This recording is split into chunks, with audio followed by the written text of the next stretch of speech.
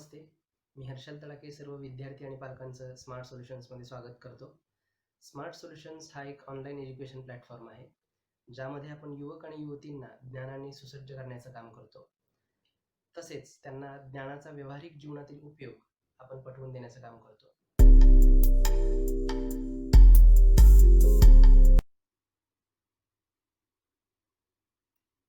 नमस्कार विद्यार्थी मित्रांनो, मी हर्षल तडाके इयत्ता 8वीच्या गणित विषयाचं पहिलं लेक्चर द्यायला इथं आलो आहे.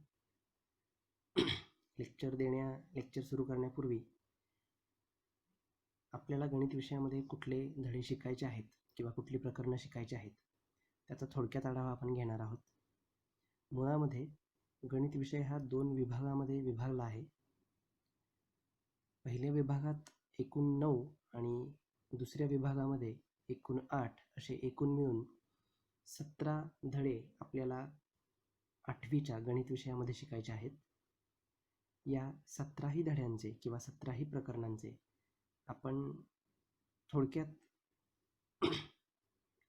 या 17ही धड्यांचा आपण थोडक्यात आढावा घेणार आहोत.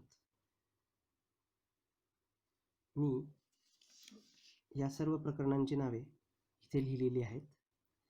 त्याचा आपण थोडक्यात आढावा घेऊयात.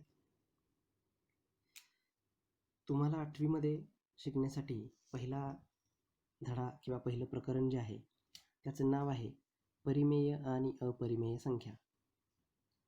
तसेच दुसरा समांतर रेषा व छेदिका असा आहे. त्याच्या पुढे घातांक व घनमूळ. याच्या पूर्वीचा धडा जो वर्ग आणि वर्गमूळाशी संबंधित होता तो तुम्ही यापूर्वीच्या इयत्तेत शिकला असाल. तसेच चौथा जो धडा आहे त्याचं नाव आहे त्रिकोणाचे शिरोलंब व मध्यगा. त्याच्या पुढे 5वा विस्तार सूत्रे, 6वा बैजिक राशींचे अवयव, 7वा चलन, 8वा चौकोन रचना व चौकोनाचे प्रकार आणि विभाग 1 मधला शेवटचा म्हणजेच 9वा चॅप्टर किंवा 9वा धडा सूट व कमिशन. अशा या 9 चॅप्टर्सचे मिळून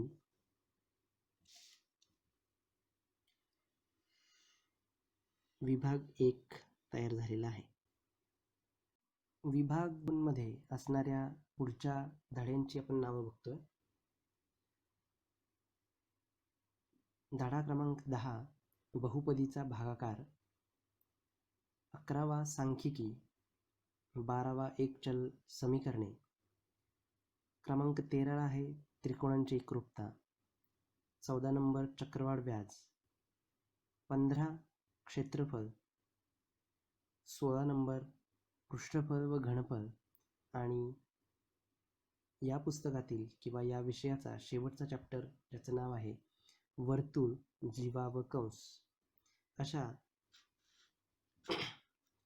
प्रकरण क्रमांक 10 पासून ते 17 पर्यंतच्या 8 धड्यांचा मिळून विभाग 2 बनला गेला आहे. तो मी थोडक्यात इथं दिसेल अशाप्रमाणे मार्क करतोय.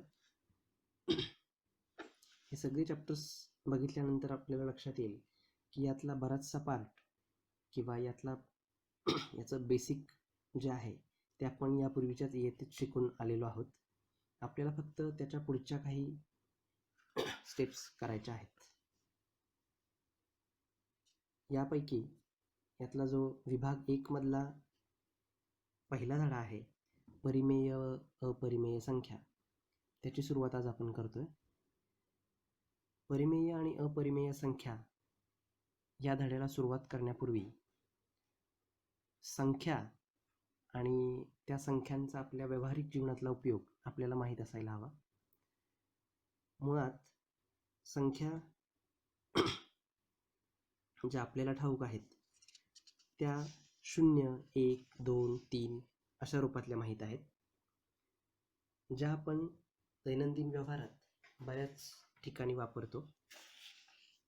जसं आपण सुरुवातीला बोललो होतो की आपण प्रत्येक गोष्टीचा व्यवहारातला संबंध किंवा व्यवहारात त्याचा उपयोग शिकणार आहोत, तसंच संख्यांचा उपयोग आपल्या दैनंदिन व्यवहारात कुठे कुठे करतो त्याची थोडक्यात मी माहिती देणार आहे.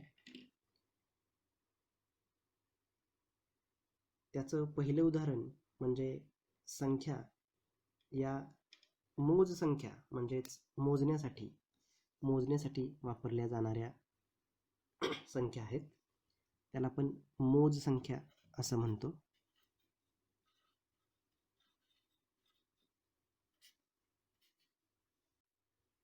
मोज संख्या या अशा संख्या आहेत ज्यांचा आपण दैनंदिन व्यवहारात कुठल्याही गोष्टी मोजण्यासाठी उपयोग करतो. अशा सर्व मोज संख्यांना आपण साधारण नैसर्गिक संख्या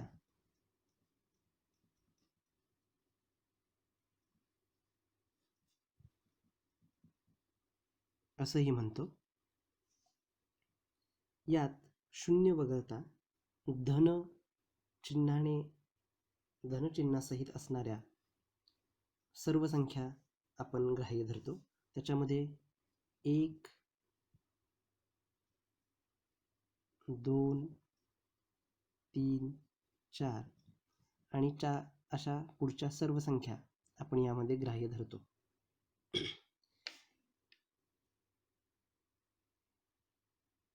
साधारणपणे दैनंदिन जीवनात आपण वापरत असलेल्या सर्व संख्या या नैसर्गिक संख्यात असतात. बाकीच्या ज्या संख्या आणि त्याचे प्रकार आपण शिकणार आहोत त्या उपयोगानुसार वापरल्या जातात. त्याचा पुढचा महत्त्वाचा पार्ट आहे पूर्ण संख्या. मुळामध्ये या सर्व संख्यांचे प्रकार आपण मागच्या इयत्तेतच शिकलो आहोत. फक्त याची एक उजळणी होणं गरजेचं आहे की ज्याचा उपयोग आपल्याला परिमेय आणि अपरिमेय संख्या शिकण्यासाठी होईल, म्हणून मी त्याची उजळणी घेतोय. पूर्ण संख्या म्हणजे नैसर्गिक संख्या ज्या आपण वरती लिहिलेल्या आहेत. नैसर्गिक संख्या आणि शून्य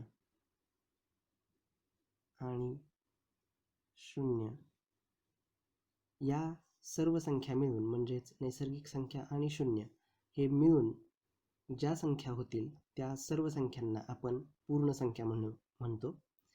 त्या संख्या आपण अशा प्रकारे म्हणू शकतो: 0, 1, 2, 3, 4 आणि त्या पुढच्या सर्व संख्या.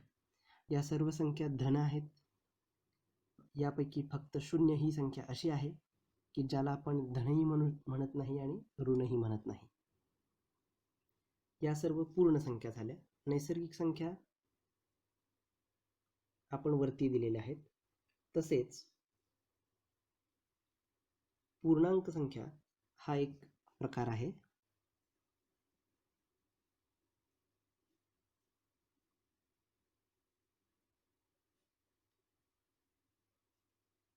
पूर्णांक संख्या म्हणजे सर्व पूर्ण संख्या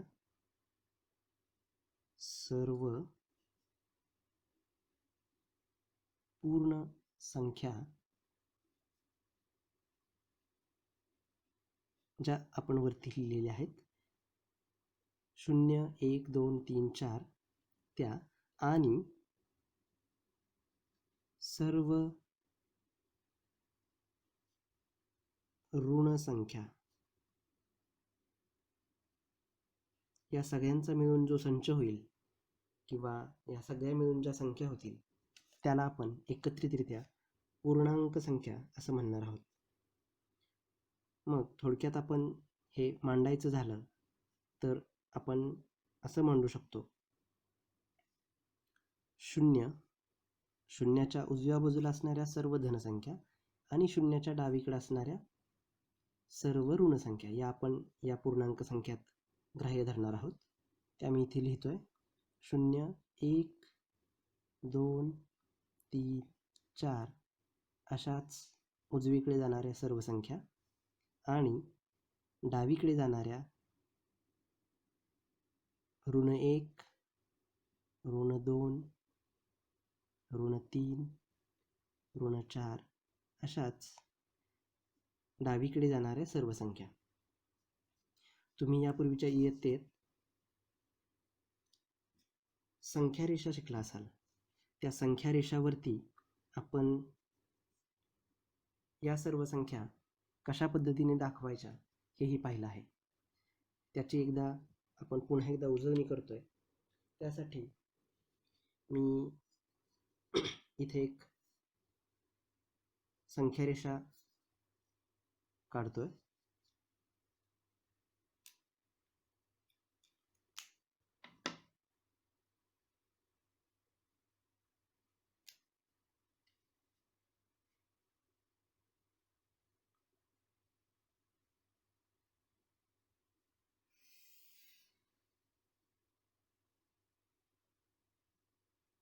इथे आरंभबिंदू म्हणजेच 0, ज्याला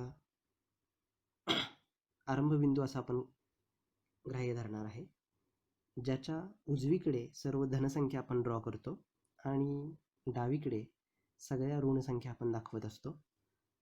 सुरुवातीला यासाठी आपण एक बिंदू इथे दाखवला आहे, ज्याला आपण आरंभबिंदू म्हणणार आहोत. त्याच्या इकडे मी साधारण 4 अंक धन आणि 4 अंक ऋण इतके अंक बसतील अशी एक संख्या रेषा ड्रॉ करतोय.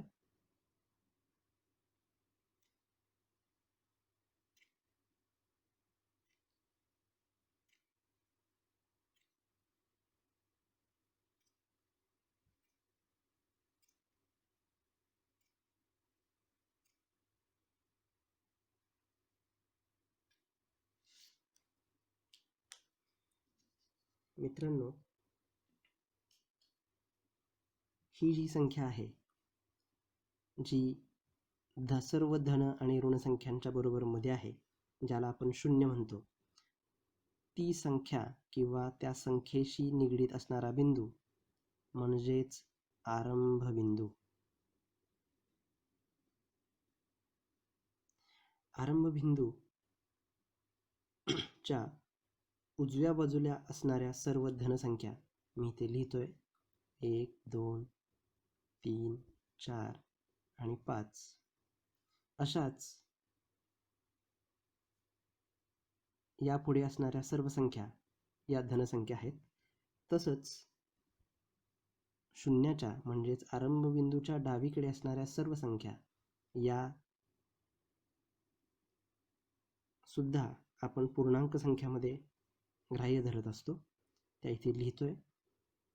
ऋण 1, ज्याला आपण -1 असंही म्हणू शकतो, ऋण 2, ऋण 3, ऋण 4, ऋण 5 आणि याच्या पुढे येणाऱ्या सर्व संख्या. ही पूर्णांक संख्या दाखवणारी संख्या रेषा आहे. कोणतीही संख्या पूर्ण, पूर्णांक किंवा नैसर्गिक संख्या या तिन्ही संख्या आपण या संख्या रेषेवरती दाखवू शकतो. तसेच या धड्यामध्ये ज्या आपण परिमेय आणि अपरिमेय संख्या शिकणार आहोत, त्यासुद्धा आपण या संख्या रेषेवर दाखवण्याचा प्रयत्न करणार आहोत. ते आपण शिकणार आहोत. सुरुवातीला ही जी उजळणी झाली त्याच्यातून आपण 3 प्रकारच्या संख्या शिकलो. त्या थोडक्यात आकृतीमध्ये मी दाखवण्याचा प्रयत्न करणार आहे. त्यापूर्वी मी इथे 0च्या इकडे असणाऱ्या सर्व धनसंख्या आहेत हे इथे लिहितो. तसेच डावीकडे असणाऱ्या सर्व ऋण संख्या आहेत हे लिहितो. ही आत्तापर्यंत आपण पाहिलेली साधी सरळ संख्या रेषा आहे, जी आत्तापर्यंत आपल्याला माहीत होती. याच्या पुढे येणाऱ्या सर्व संख्या ज्या परिमेय आणि अपरिमेय आहेत, त्या आपण संख्या रेषेवर कशा दाखवायच्या तेही पुढे पाहणार आहोत. तत्पूर्वी या तिन्ही संख्या म्हणजे नैसर्गिक संख्या, पूर्ण संख्या आणि पूर्णांक संख्या थोडक्यात कशा लक्षात ठेवायच्या याचंही एक उदाहरण मी देतोय. सगळ्यात कमी संख्या असणाऱ्या संख्या जर कोणत्या असतील तर त्या आहेत नैसर्गिक संख्या, ज्या मी इथे दाखवतोय. मी एक जर अशी आकृती बनवली, नैसर्गिक संख्या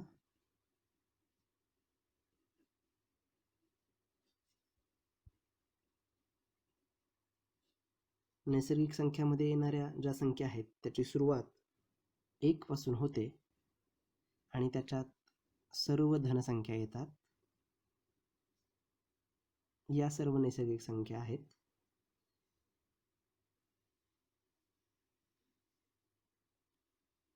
याच्यात आपण जर शून्य वाढवला, या नैसर्गिक संख्यामध्ये आपण जर शून्य वाढवला तर जो संख्यांचा संच तयार होतो त्याला आपण पूर्ण संख्या म्हणतो. म्हणजे याच्यात आपण शून्य जर वाढवला, या नैसर्गिक संख्यामध्ये आपण जर शून्य वाढवला तर होणारा संच हा पूर्ण संख्यांचा संच असतो असं आपण म्हणू शकतो. म्हणजे मी इथे पूर्ण संख्या असं लिहितोय. आता तुमच्या लक्षात येईल की सुरुवातीच्या नैसर्गिक संख्या आणि त्याच्यात शून्य जर वाढवला तर होणारा एकूण संख्यांचा संच म्हणजे पूर्ण संख्या आहे. याचा अर्थ असा नाही की नैसर्गिक संख्यामध्ये शून्य येतो. नैसर्गिक संख्यांच्या संचाच्या बाहेर आपण शून्य दाखवला आहे, हे लक्षात घ्यायचं आहे. याच्यानंतर आपण आत्ता उजळणीमध्ये शिकलो त्या म्हणजे पूर्णांक संख्या. पूर्णांक संख्यामध्ये येणाऱ्या ज्या संख्या आहेत त्या आपण इथे दाखवल्या होत्या. या सर्व संख्या रेषेवरती येणाऱ्या ज्या संख्या आहेत ज्या इथं दाखवल्या आहेत त्यामध्ये शून्य, सर्व धनसंख्या आणि सर्व ऋणसंख्या आहेत. त्या सर्व संख्यांच्या संचाला आपण पूर्णांक संख्या म्हणतो, ज्या आपण या आकृतीमध्ये दाखवण्याचा प्रयत्न करणार आहोत. या आकृतीमध्ये सध्या आपण नैसर्गिक संख्या आणि पूर्ण संख्या दाखवल्या आहेत. यामध्ये आपल्याला पूर्णांक संख्या दाखवण्यासाठी याच्यात वाढ करायची आहे, ती म्हणजे सर्व ऋणसंख्यांची. त्या मी इथे दाखवण्याचा प्रयत्न करतोय. सर्व ऋणसंख्या म्हणजे ऋण 1, ऋण 2, ऋण 3, ऋण 4 अशा सर्व संख्या. या सर्व संख्या मिळून जो संच तयार होतो त्याला आपण म्हणणार आहोत पूर्णांक संख्या. म्हणजे या आकृतीवरून तुम्हाला संख्यांचे प्रकार किंवा नैसर्गिक संख्या कोणत्या, पूर्ण संख्या कोणत्या आणि पूर्णांक संख्या कोणत्या हे ओळखणं अगदी सोपं जाणार आहे. मी पुन्हा एकदा सांगतोय, नैसर्गिक संख्या म्हणजे सर्व धनसंख्या, ज्याच्यात 1 पासून ते तिथून पुढे येणाऱ्या सर्व संख्या आपण ग्राह्य धरतो. तसेच पूर्ण संख्या म्हणजे नैसर्गिक संख्या आणि शून्य या मिळून सर्व संख्यांचा जो संच होतो त्याला आपण पूर्ण संख्या म्हणणार आहोत.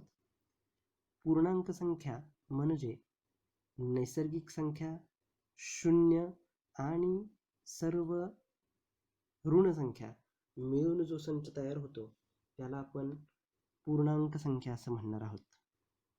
या सर्व संख्यांचा उपयोग आपण साधारण दैनंदिन व्यवहारात करत असतो. त्या व्यवहाराचा किंवा त्या उदाहरणांचा काही दाखला मी देतोय.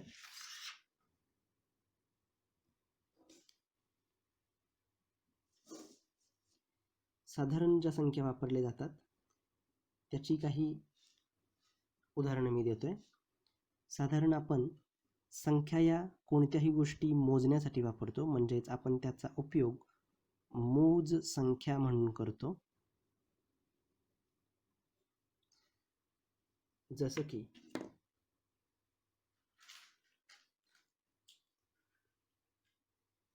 आपल्याकडे हे काही स्केच पेन्स आहेत. त्या मोजण्यासाठी किंवा याचा बरोबर आकडा किती आहे हे दाखवण्यासाठी आपण संख्यांचा उपयोग करतो. आपण जर या सर्व स्केच पेन्स मोजल्या तर तुमच्या लक्षात येईल की हे 2, 3, 4, 5, 6, 7, 8 आणि 9 म्हणजे हे स्केच पेन्स 9 आहेत हे दर्शवण्यासाठी आपण संख्यांचा उपयोग करतो, ज्याला आपण साधारण मोज संख्या म्हणतो. आणि मोज संख्या या साधारण नैसर्गिक संख्याच असतात, ज्याच्यामध्ये आपण शून्य ग्राह्य धरत नाही किंवा शून्य वगळतो. तसेच आपल्याला दैनंदिन जीवनात लागणाऱ्या बऱ्याचशा गोष्टी आपल्याला मोजाव्या लागतात, त्यासाठी आपण या संख्यांचा उपयोग करतो. दुसरा वापर जो आहे तो मापन करण्यासाठी.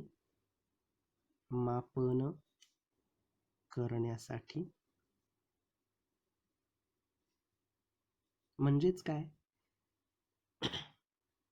तुम्ही कोणती गोष्ट जेव्हा विकत घ्यायला जाता तेव्हा ती तुम्हाला मापन करून दिली जाते. मग ते मापन किलोमध्ये, लिटरमध्ये किंवा बाकी परिमाणात मोजून आपल्याला ती दिली जाते. त्यासाठी पण आपण संख्यांचा उपयोग करतो. तसेच संख्यांचा तिसरा उपयोग आहे स्थिती दर्शविण्यासाठी.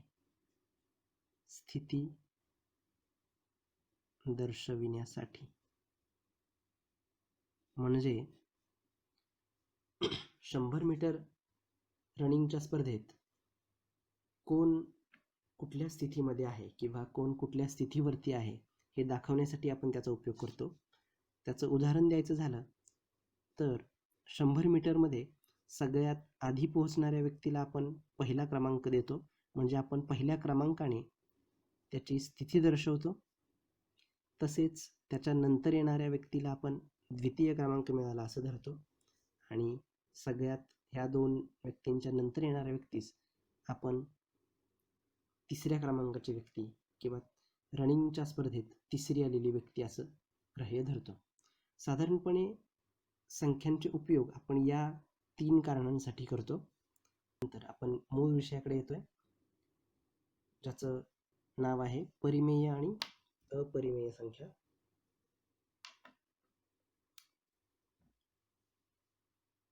धडा क्रमांक किंवा प्रकरण क्रमांक 1,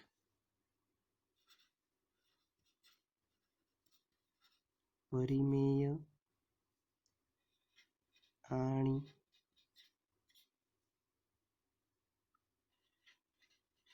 अपरिमेय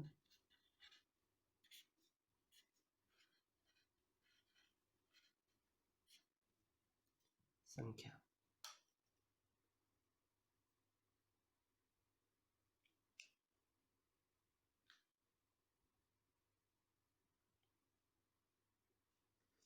मित्रांनो, आत्ता उजळणीमध्ये ज्या आपण संख्या शिकलो त्या व्यतिरिक्त येणाऱ्या ज्या संख्या आहेत किंवा ज्या संख्या आपण शिकलो त्याही आपण या परिमेय संख्यात गृहीत धरत असतो. थोडक्यात मी त्याची तुम्हाला व्याख्या लिहून देतोय.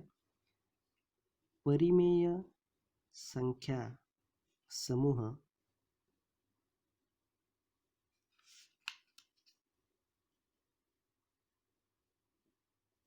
म्हणजे परिमेय संख्या समूह म्हणजे m/n, म्हणजे या ठिकाणी m हा अंश आहे आणि n हा छेद आहे. अशा अंश आणि छेद या रूपातील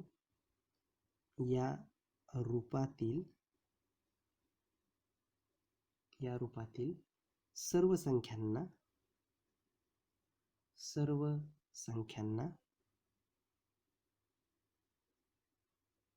आपण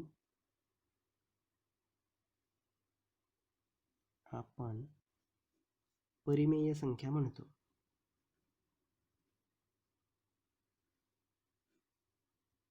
परिमेय संख्या म्हणतो.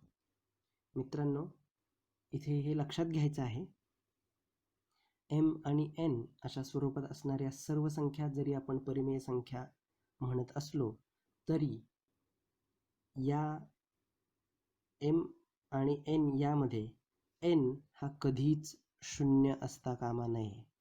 जर तो शून्य असेल तर ती संख्या परिमेय किंवा अपरिमेय असणार नाही, हे कायम लक्षात ठेवायचं आहे. परिमेय संख्याचं मी एक उदाहरण देतोय. 2 ही संख्या जी पूर्ण आहे आणि नैसर्गिक संख्या पण आहे. ती आपण अंशछेद स्वरूपात जर लिहू शकलो तर त्याला आपण परिमेय संख्या म्हणणार आहोत. 2 ही संख्या आपण अंश आणि छेद स्वरूपात लिहू शकतो का? याचं उत्तर आहे हो. कारण कोणत्याही नैसर्गिक संख्येला किंवा पूर्णांक संख्येला नेहमी छेद हा 1 असतो, हे आपण शिकलो आहोत. मात्र प्रत्येक वेळेस तो छेद कधी दर्शवला जात नाही. म्हणजे 2 ह्या संख्येला जो छेद 1 आहे तो जर आपण इथं लिहिला तर याचा अर्थ असा होतो की 2 ही संख्या आपण अंश आणि छेद स्वरूपात लिहू शकलो, म्हणजेच ती परिमेय संख्या आहे. तसेच इतर काही परिमेय संख्यांची आपण उदाहरणं बघतोय. उदाहरणार्थ समजा 1/2 ही एक संख्या आहे जी अंशछेद रूपात लिहिली आहे, म्हणजे ती परिमेय संख्या आहे. तसेच -2/3 म्हणजेच ही संख्या अंशछेद रूपात लिहिली आहे, याचा अर्थ ही पण परिमेय संख्या आहे.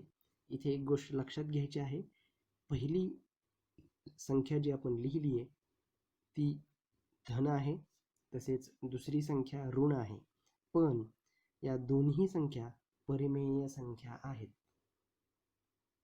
अशी बरीच उदाहरणं आपण पाहू शकतो. मी त्यापैकी काही इथे लिहितोय. -4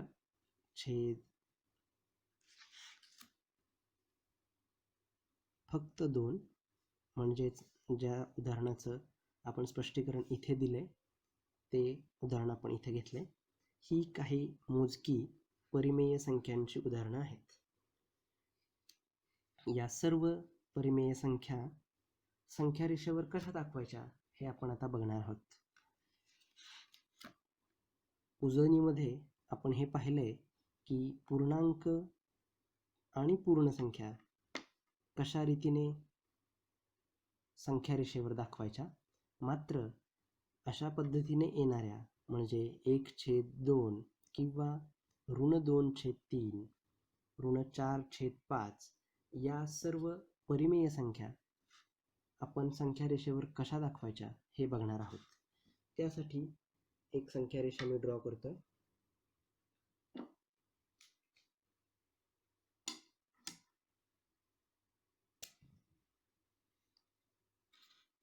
संख्या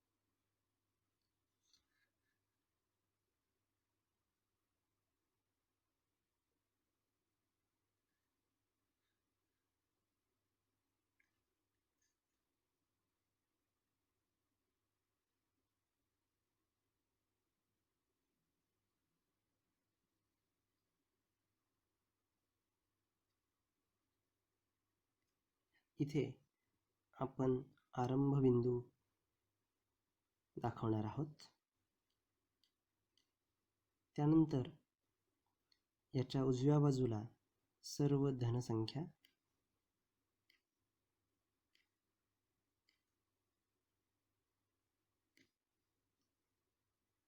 इकडे सर्व ऋण संख्या,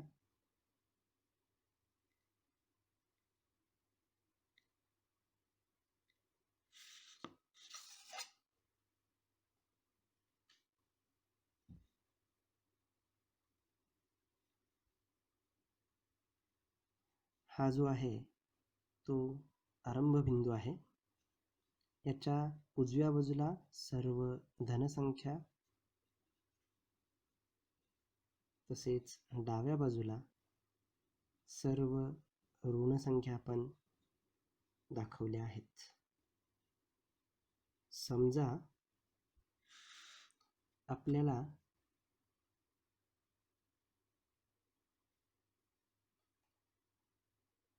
7/3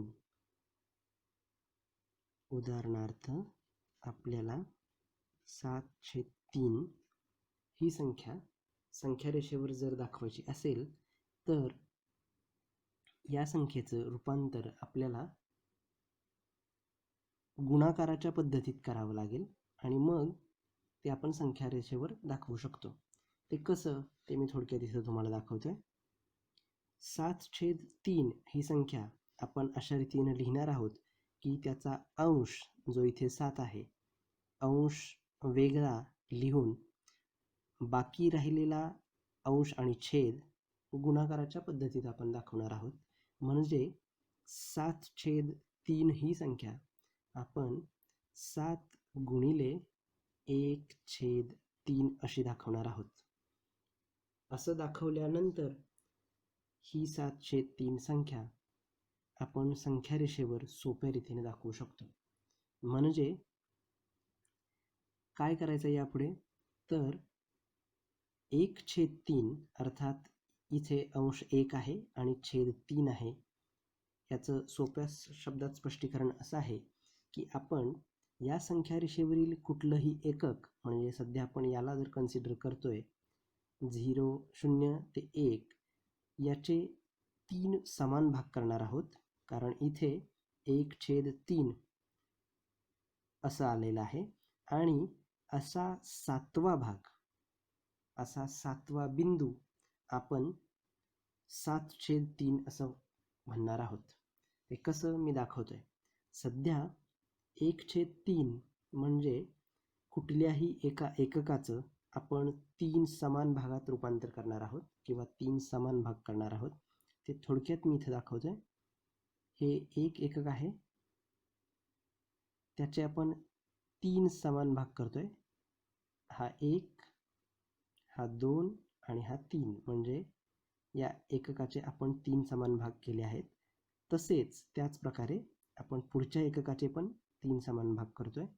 हा झाला 1, हा 2 आणि हा 3. सेम अशाच प्रकारे आपण पुढच्या एककाचे पण 3 भाग करतोय. 1, 2 आणि हा तिसरा. त्याचप्रमाणे 1, 2 एवढे पुरेसे आहेत. सध्या आपण प्रत्येक एककाचे 3 भाग केले आहेत. इथे अजून एक गोष्ट लक्षात घ्यायची आहे की 7/3 ही संख्या धन आहे. त्यामुळे आपण शून्याच्या उजवीकडे असणाऱ्या एककाचे समान भाग केले आहेत. आता त्याच्या पुढचा पार्ट बघणार आहोत आपण. 3 भाग केल्यानंतर आपण अशा 7व्या पार्टला किंवा 7व्या बिंदूला जी संख्या येईल त्याला आपण 7/3 भागांचा आपण समान भाग आपण मोजून घेतोय. इथे पहिला बिंदू आहे, हा दुसरा, तिसरा, चौथा, 5वा, 6वा आणि 7वा. म्हणजे 2 नंतर येणारा पहिला भाग जो आहे इथे, त्याला आपण 7/3 असं म्हणू शकतो. मित्रांनो, मी पुन्हा एकदा हे सांगून देतोय. अंशछेद रूपातली संख्या म्हणजेच जी परिमेय संख्या असेल ती संख्या रेषेवर दाखवण्यासाठी आपण ती संख्या अशा रूपात लिहिणार आहोत ज्याचा अंश पूर्णतः वेगळा असेल आणि गुणाकारामध्ये ती 1 जो पूर्वीचा छेद आहे अशा रूपात लिहिता येईल. म्हणजे 7/3 या संख्येत आपण 7 हा वेगळा लिहिलेला आहे गुणिले उरलेला जो भाग आहे 1/3 लिहिलेला आहे. मित्रांनो, आपण इथे दुसरे एक उदाहरण लक्षात घेतोय. ऋण 2/3. आपण मुद्दामून हे ऋण असलेलं उदाहरण घेतोय.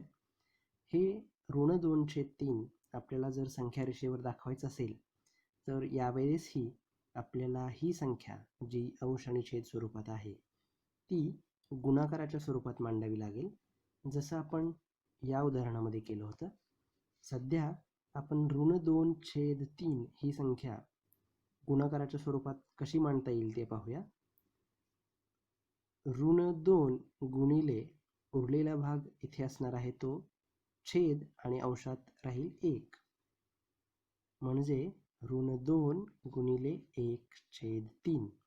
इथे लक्षात घ्यायचं आहे, यावेळेस पण आपल्याला एका एककाचे 3 समान भाग करायचे आहेत आणि ऋण असल्यामुळे आपण फक्त शून्याच्या डावीकडील दुसरा भाग किंवा दुसरा बिंदू -2/3 असा दर्शवू शकणार आहे. मित्रांनो, जसं आपण शून्याच्या उजवीकडे म्हणजे धनसंख्या जिकडे आपण लिहिलेल्या आहेत तिकडे प्रत्येक एककाचे 3 समान भाग केले, तसेच -2/3 साठी शून्याच्या डावीकडे असणाऱ्या प्रत्येक एककाचे आपण समान 3 भाग करणार आहोत. त्याचं कारण इथे आलेला छेद हे एकमेव आहे. 1/3 आल्यामुळेच आपण एका एककाचे 3 समान भाग करणार आहोत. मी इथं या एककाचे 3 समान भाग करतोय. 1, हा दुसरा आणि हा तिसरा. तसेच त्याच्या पुढे या एककामध्ये 1, 2 म्हणजे याचे समान 3 भाग झालेले आहेत. सध्या एवढ्या 2 एककाचेच आपण समान 3 भाग केले आहेत, तेवढे पुरेसे आहेत. मित्रांनो, याचा भाग पूर्ण झाल्यानंतर ही संख्या ऋण असल्यामुळे आपण शून्याच्या उजवीकडे जातोय आणि शून्याच्या डावीकडे असणारा दुसरा बिंदू आपण -2/3 असा दर्शवू शकणार आहे. तो इथे दाखवतोय. हा 0 आहे, हा पहिला बिंदू आणि हा दुसरा बिंदू, म्हणजे या बिंदूला आपण -2/3 असं दर्शवू शकणार आहे. मित्रांनो, जसं आत्ताच आपण पाहिलं की एखादी परिमेय संख्या संख्यारेषेवर कशी दाखवता येईल, तसेच आपण संख्यारेषा पाहून किंवा संख्यारेषेवरील एखादा बिंदू पाहून त्या बिंदूवर कोणती परिमेय संख्या येऊ शकते हेही आपल्याला सांगता येणं महत्त्वाचं आहे. त्या प्रकारचेही प्रश्न आपल्याला परीक्षेमध्ये येऊ शकतात. आणि जसं आत्ता आपण परिमेय संख्या संख्यारेषेवर दाखवल्या, तशाच प्रकारे आपल्याला बिंदूवरून सुद्धा परिमेय संख्या ओळखता येणं सोपं आहे. त्यासाठीची उदाहरणं तुम्हाला तुमच्या सराव संच 1.1 मध्ये देण्यात आली आहेत.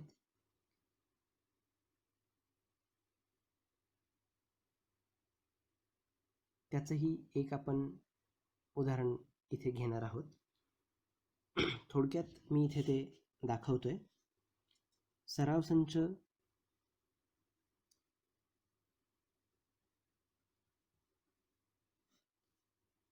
1.1 मध्ये प्रश्न क्रमांक 2 आहे. दिलेली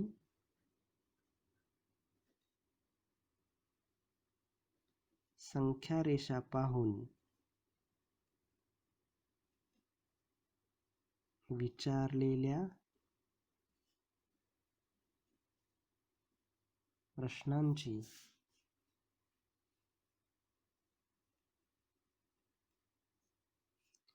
उत्तरे द्या. आपण यापैकी काही मोजक्या प्रश्नांचीच उत्तरं इथे बघणार आहोत.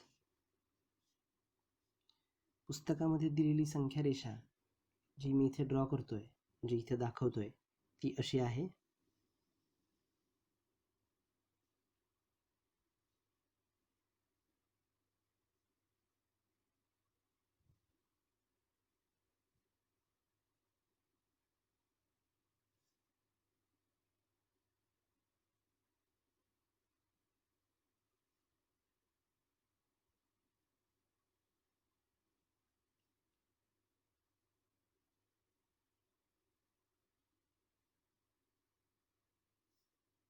हा जो बिंदू आहे तो आरंभ बिंदू किंवा 0 असा आहे असं आपण धरूया. तसेच इथे -1 -2 तसेच इकडे -1 आणि -2 यामध्ये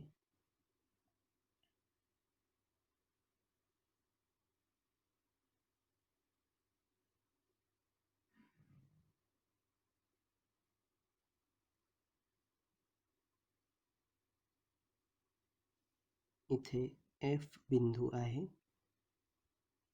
इथे C हा बिंदू आहे.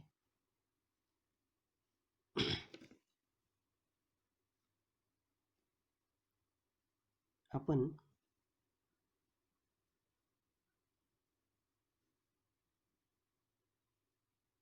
C बिंदू कोणती परिमेय संख्या दर्शवतो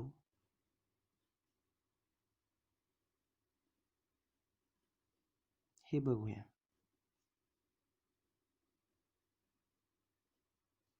C बिंदू जो सध्या इथे आहे. आपण जसं मागच्या उदाहरणामध्ये बघितलं की 7/3 ही संख्या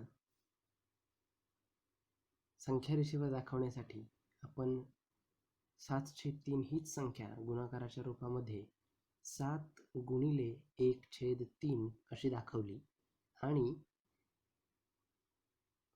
एका एककाचे धन एककाचे 3 समान भागात रूपांतर करून 7व्या बिंदूला आपण 7/3 ही संख्या दाखवली. तसेच त्याच्याच अगदीच उलट्या पद्धतीने आपण C या बिंदूचे किंवा C या बिंदूवर येणारी संख्या ओळखणार आहोत. तत्पूर्वी त्यासाठी आपण एक काम करतोय. इथे असणाऱ्या एका एककाचे सध्या हे एक एकक आहे, 0 किंवा 0 ते 1 या एककाचे किती समान भाग केले आहेत ते ओळखूया. इथे जर तुम्ही पाहिलं तर याचे 1, 2, 3 आणि 4 समान भाग केले आहेत. एकदा पडताळून पाहूया. पुढे 1, 2, 3, 4 म्हणजे या C बिंदूसाठी किंवा या प्रत्येक एककामध्ये एका एककाचे 4 समान भाग केले आहेत. 4 समान भाग. आणि C बिंदू हा शून्यापासून उजवीकडे येणारा कितवा बिंदू आहे हे जर आपण शोधू शकलो तर आपण C बिंदूवर येणारी कोणती परिमेय संख्या आहे तेही आपण इथे सांगू शकणार आहोत. आपण जर हे मोजलं तर तुमच्या लक्षात येईल की C बिंदू हा कितव्या क्रमांकाचा बिंदू आहे ते आपण पाहूया. इथे 0 हा बिंदू आहे, त्याच्यानंतर 1, 2, 3, 4, 5, 6 आणि 7 म्हणजेच C हा बिंदू 7व्या क्रमांकाचा आहे. क्रमांक 7 म्हणजे यावरून तुम्ही असं सांगू शकता की ही संख्या आपण या रूपात लिहायचं झालं तर क्रमांक आहे 7वा गुणिले एका एककाचे किती भाग करण्यात आले आहेत, 4 म्हणजेच 7 गुणिले 1/4 अशी संख्या आपण गुणाकाराच्या रूपात लिहू शकतो. हीच संख्या परिमेय संख्या म्हणून आपण 7/4 अशा रूपात लिहू शकतो. याचा अर्थ C बिंदूवर दर्शवली जाणारी संख्या ही 7/4 आहे. मित्रांनो, थोडक्यात संख्या रेषेवरील कुठल्याही बिंदूची दर्शवली जाणारी संख्या कशी शोधायची, कशी ओळखायची हे आपण इथं पाहिलेलं आहे. या नंतरच्या पुढच्या व्हिडिओ लेक्चरमध्ये आपण परिमेय संख्यामधील क्रमसंबंध म्हणजेच लहान मोठेपणा, कोणती परिमेय संख्या छोटी किंवा मोठी आहे हे बघणार आहोत. धन्यवाद.